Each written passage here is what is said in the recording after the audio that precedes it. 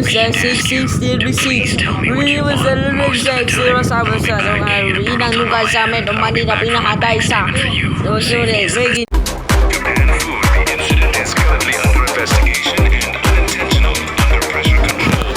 News, they will see breaking news and Rosebo 6 Saturday 7 foot Saturday News of News. WRWR Televisión has hecho lo que te Hello sa like WW ano zero cities. Ang guri mo siya na mga siyembros. Rigi do cerebro and what I have the WNYW, WWO, and LENET, and who's in the WW Sunday News. Red F56, Super 60s, Ready to Battle City, Armor 66, Ready to say, Super Breaking News, and we don't have so everywhere. WABC, WCBS, at WABC, Armor 97, Monday to Friday, ABN News of News. Bigyan na sa baza, isig sa road, sinasama sa mga nagkakala. Naganumin po eh.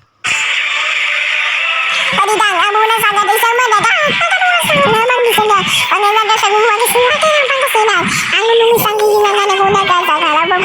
Ang mangga nag-abang dyan. Umuyo pagkain ang pala sa managing bahangin ng pagkasinan. Nagsimuna sa isang guna nera. Nagsimuna na, liguan sa. Hindi agula gumbasiga. Luguna sa gubuwa sa hanggang ako. Naging manera sama-sama tayo gula sa. Hanggang sa buhay ang panggulas sa panggulan ko. Kasama si Mia, suhan ko. Sus, panita ay nanan.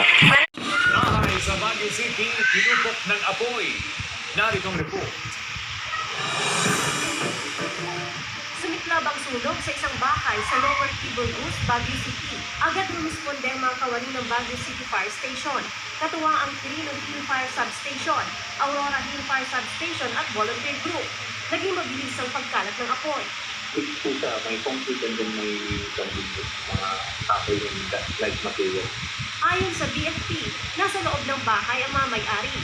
Mainam na lamang umano at agad silang nakalabas bago pa kumalat at lumakas ang apoy. Lumaki na rin po yung apoy, nag-evacuate sila yung Sa ngayon, inaalam pang sanhi ng sunog, magiang kabuang danyos.